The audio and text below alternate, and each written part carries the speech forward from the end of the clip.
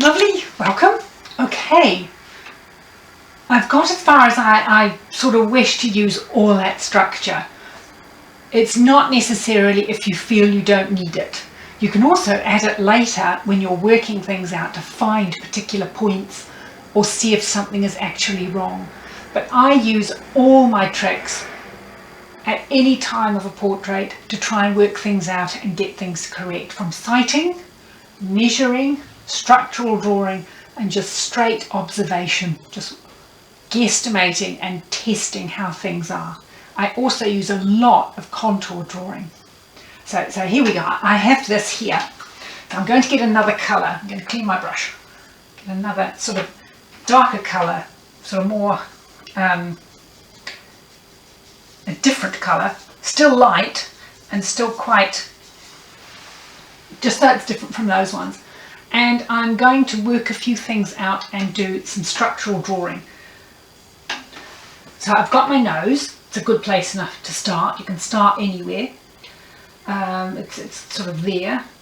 I've got a bridge nose, like it comes out a bit. From there it comes down, just quite straight. And I've got that there, quite a, there's my nose. So that's kind of my nose happening. And I've got two quite serious lines there. You can start to shape things better. I've got a sort of definite shape there. And you can relate where things come out of. This line here really sort of pops out from sort of there. And it's a line that is straight down and round. Now I've got quite a deep gap here. I don't think that's deep enough for looking at my face. So I might just add a fraction bit more there. And I'm observing. Lines are lines. I'm keeping everything just like little straight lines.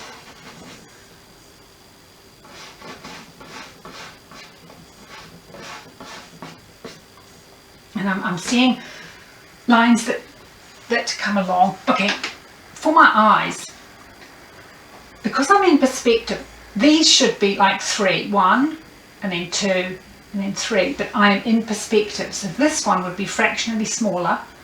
There's the gap there, and this one would be fractionally bigger. I have achieved that just out of sheer fluke, but that's good. Let's test that. Now, when I'm doing the sighting like this, you keep your arm out nice and straight, but I'm well past looking at my mirror there. But what I can do is I can actually hold it up against the mirror as my steady, static kind of positioning of the measuring. Close one eye and I'll go, okay, that eye from the tear duct to the end is 1. Tear duct, oh no it's not. Tear duct to the end is there. Tear duct, I'm adjust, and tear duct is very close, very, very close to being almost the same size, but I'll keep those there. Eyes are very different. My eyes are at an angle. I've got my tear duct there, but the other side of my eye, if I do a straight line, is quite a bit higher. That corner there is up there. And I break it down into straight lines. There's a straight line there, it curves slightly over, it's quite a long straight line down, and then it's to the tear duct. And it's virtually straight along, and then from the centre it goes up to there like that. So I really break my eye shape down into just little lines at a particular angle, and I've got quite a deep inner eyelid that's quite long. It's there. And it almost, because there's a point there, you can do points where things change. And you can work backwards. Yeah, there's a straight bit there, and then it curves almost in a circle round like that, straight down. So that's what I'm going to do. Now, put my tear duct in there. You get things nice and in line this way. And my eye is way off up there, because it's different. yes, there's a straight line. It's straight along the top, and it curves quite deep, shallow curve to that, quite open tear duct on that side there. Again, a little bit more open that eye, and it sweeps round like that. Again, to get a bit more oil there, put my points in. It seems to be there's a if I put where they are, and it's straight and in, and it's straight along high actually there, and almost echoes that line. And my eyebrow is the same distance above there. As I said, my eyebrows are quite high, and they go up at an angle like that to almost the, if I put an imaginary straight line down to that high point, it's right there above the end of my eye, and then it starts curving that way. So that's my eyebrow. Again, on the other side, where's the highest point? The highest point is just there. It's up to about there. So if I do an imaginary line down, it's where it touches. So from there, that's where it begins. From that point there, it's right above my, there actually, right above my tear duct. Measure everything. It goes up, and it begins to curve down. It goes up to there and curves right round like that. Those are my eyebrows. They're quite a bit higher than the line that was there, but I may be looking up as well. So that's those done. I'm going to find my ear. So if I go, let's relate. If I put that along there and I imagine it is, if I do an imaginary line along there, my ear is about there. Where does it actually generally, if I hold still, it's level with the top of my eyelid here. Right, so that's where the top of my eyelid, that's where that is. Right. I want to find how far it is out. I want to check that that's in the right place. Okay, let's do it on the mirror. I'm going to go from the centre of my face, from here. I'm going to measure, get into position. Where is that little bit there? That beginning of my ear is there. If I test it on my face, which one did I use? I used the end of the real stick and my reflection. So I've got two thumbs here. It's about there to that third line, and my chin from the centre. So it seems really close in, very close in. Goodness, that's very close to my eye, but might be right. Let's have a look. The outer ear is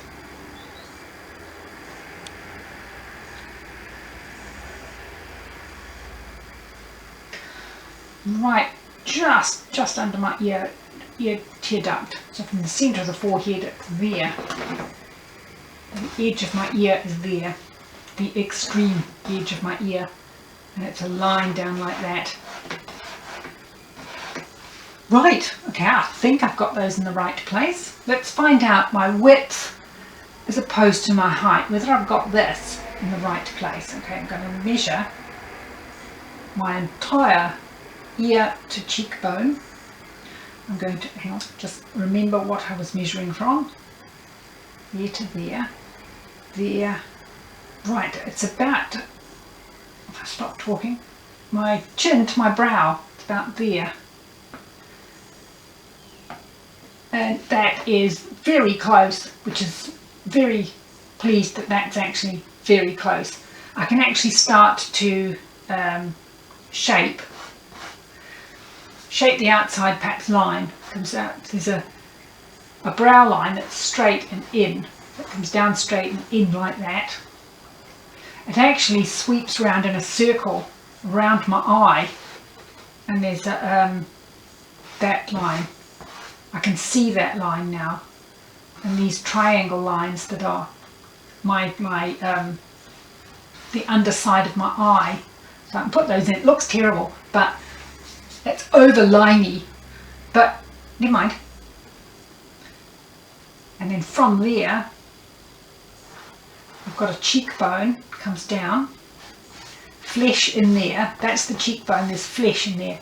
What you will notice is there's wonderful straight lines that you can see and help you get angles from the tip of my chin to the outside of my, there's an imaginary line. If I hold that through there, so literally from the tip of my chin, I do an imaginary line through there, I can get that angle, because I know that then directly under the eye, right in the centre of the eye, this was about there, is actually the end of that line. So that's how I can actually position this line here. Just make sure everything's correct. You can find where your corner of your mouth is by relating up.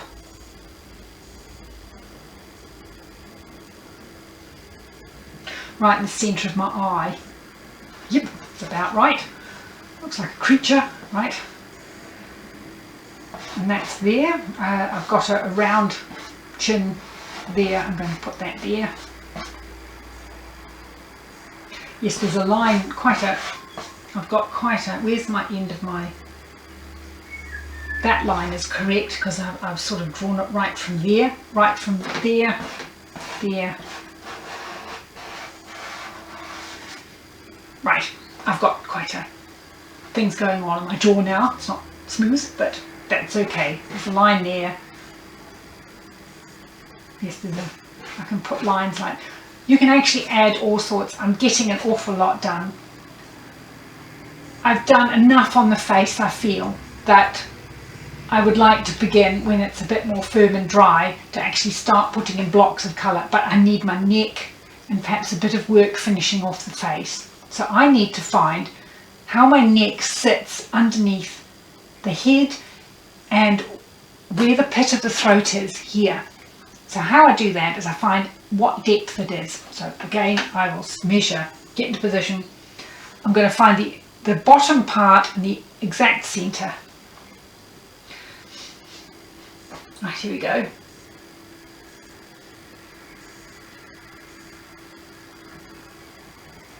I'm going to use my reflective one. Right, it is exactly from the chin to the tear duct, down there. So from the chin to the tear, and I just managed to get it to fit. That's my bottom, the very bottom of the pit of my throat here, that little curve. Great, mark that in. Now, where is it situated? So at the very centre again, going up from the very centre, using my paintbrush as reference, going up from the very centre. It is, I think, I can see my ear, it's not right.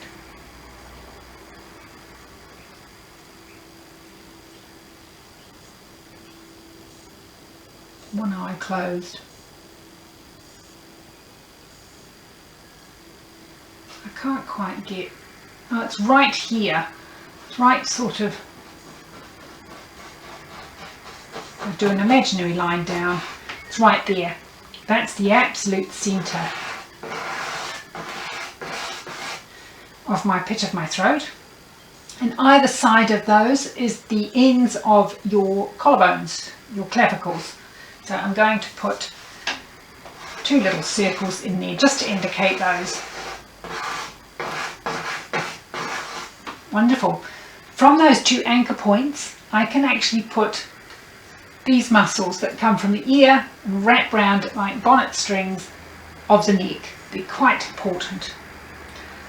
I can see the column that comes down here, and I've got some lovely stripy things, but there's a lot going on in my neck. But what I want is this straight line coming down to there, and it's just under the ear, and it's virtually a straight line to there, just indicated. Let's have a look. I do have one only if I'm turned that way, but I'm not. It's relaxed on that side, so I have to actually go with this bit here. So I've got that in, lovely. So see where that comes in relation to my chin, just by observation. It's right in the centre, right in the centre of my chin. And I'm just going to draw it by observation. There we are. And there's another one sort of there. There we are. Add a bit more colour so we can work out what I'm doing. Now I'm going off observation, what I can actually see and relating. The other side of my neck just pops out from there. And it is at a very slight inward angle like that. And then it curves out.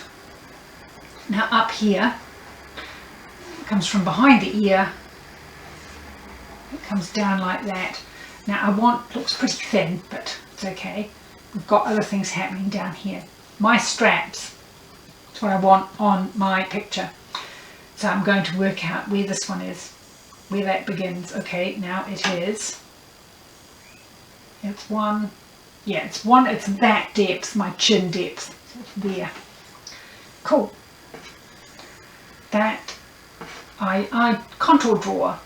1, 2, comes out a bit, comes over to there. Contour draw, lovely. And it sort of pops out from behind there. It comes along an underside and it comes down. So those are my contour. Now relating to the other side, we go across. It's, if I do an imaginary line across, oops, not straight. It's a little bit below the other strap. Now there's quite a angle like that. There. Doesn't matter what you put on this, you can take it off, paint it out, change it, correct it. So it's perfectly alright. It comes round and it's the angle, just checking, is like that. And then it comes down right there. That's a bit close to that. That's there. That's a weeny bit, that's much more over there. My negative space between this line and that line is much bigger than that, so it must be out here. Use everything you can to paint something, to check things. So that's more there, never mind that one. Observation trumps everything else. Over to there, the shirt comes out to there. Where's my other shirt? It's about there. Observational drawing. There we are. And that's kind of my clavicles going there. And this, again, I can use the negative shape that is the gap between my shirt and strap. I still think that's a little sharp. Because that, if I look at that, it's from the centre of my line to there, so I can do an imaginary line. Oh, it looks right. It does look right like that. I look a bit bald, so I need to have some hair, and I need to make sure that I've got enough skull and hair up here. So, doing my eyes, right. Use that there, touching the mirror so that it keeps stable and uniform. Exactly half. Right, I want tear ducts, chin. Yeah, there we are. There, wonderful. So my observing the shape, the crown is the tallest bit. With straight lines, 1, 2, and there's a straight line there behind the ear coming down. And I'm going to just break it into straight lines just to get it right. Now, let's see now. That was my hairline, or was it? Let me just test from the tip of my, yeah, one.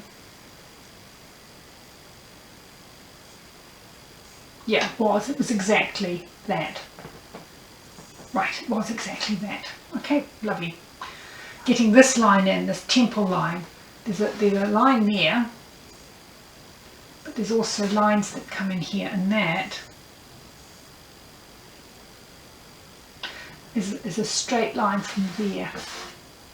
There's a straight line from that point and that point together. There's a straight line up like that. It curves up into there. Got a bit of hair there. It comes around and it comes up.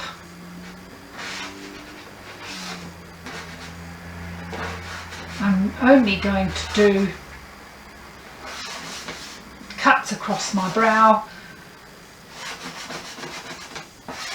and I'm only going to do gesture looking drawings. Looks a bit cramped. I think there's something happening here above my jaw. I think that's okay. I have to step back from it. This might be a bit close. I much prefer my hair kind of back and over my ear. That might actually help it a bit more.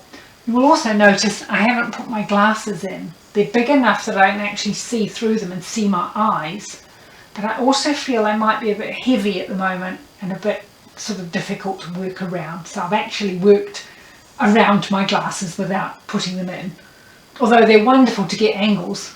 They're wonderful to get straight lines and draw in if you are using, because they reflect the planes of the skull. These are your sides and this is your face plane, but I haven't put them in. So that is a very good start. Perhaps overworked, but it's a very good start to get your portrait underway. And what you can actually do is you can put a few things in the background that relate to, and it anchors you in position right at the end like that. Doesn't matter about things like this. So there we are. Where's the end of my shoulder? If I put from the pitch of my throat to the end of my shoulder, or the seam of my shoulder, it is just a bit above my eyebrow. So pitch of my throat. So it is in the picture.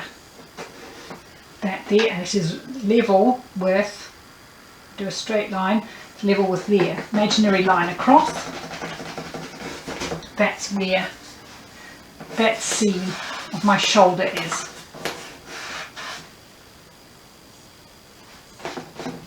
So that is the top in. I've got a tiny negative space there, goes right down to there. But that's basically it. The next stage I would actually do is perhaps blocking in some big colours in the background, just nebulous light colours, or whether cold and warm colours either side, but I would use them to firm up the observed shape of the outside. So I would use those as negative shapes, and that's the next stage of our drawing. Okay, that's lovely. Thanks guys, I will be back.